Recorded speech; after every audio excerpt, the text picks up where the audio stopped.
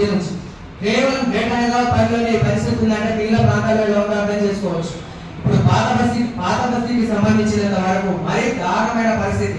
కనీసం మిల్లర్ బయటికి తీసామంటే traffic problem, traffic పోలీసుల ప్రాబ్లం, ఆర్టీఏ ప్రాబ్లం, ప్రతి సమస్య ఉన్నందులో ముందుకు రావడం జరిగిందన్న. ముఖ్యంగా గవర్నమెంట్ సైడ్ నుంచి కూడా నాకు ఎలాంటి అవకాశం లేకపోవడం వల్ల ముందు గుర్తింపడం జరుగుతుంది. ప్రధానమైన సమస్య వచ్చి మన గతంలో సీసీ రోడ్డుకు సంబంధించినంత వరకు మనం ఏదైనా వర్క్ చేస్తే గవర్నమెంట్ మనకు మిల్లర్తోనే వర్క్ చేయించారు. ఇప్పుడు మిల్లర్ వర్క్ క్లోజ్ అయిపోయింది, ఆర్ఎంసీ మీద డిపెండ్ అయింది గవర్నమెంట్. దీనివల్ల మాకు కనీసం అక్కడ ఉపాధి మొత్తం పూర్తిగా కోల్పోవడం జరిగింది. మేము ఇందిరా పార్కు దగ్గర మేము ధర్నా కార్యక్రమం నిర్వహిస్తున్నాం. పెద్ద ఎత్తున మేము 1,00,000 మందితో హైదరాబాద్లోని ఇందిరా పార్కు దగ్గర ధర్నా చౌక్లో మా సమస్యల పరిష్కారంకై మేము ఉద్యమిస్తాం. మేము కూడా స్వచ్ఛందంగా ఉద్యమం చేస్తూ ఉన్నాం.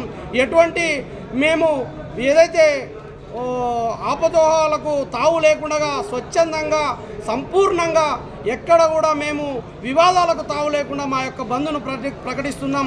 5వ తారీఖు నుంచి వారి అడ్డల్లో మా యొక్క బంద్ ప్రకటిస్తాం. 10వ తారీఖు రోజు ఇందిరా పార్కు దగ్గర పెద్ద ఎత్తున ఈ యొక్క కార్యక్రమం ఉంటుందని చెప్పేసి డిమాండ్ చేస్తా ఉన్నాం.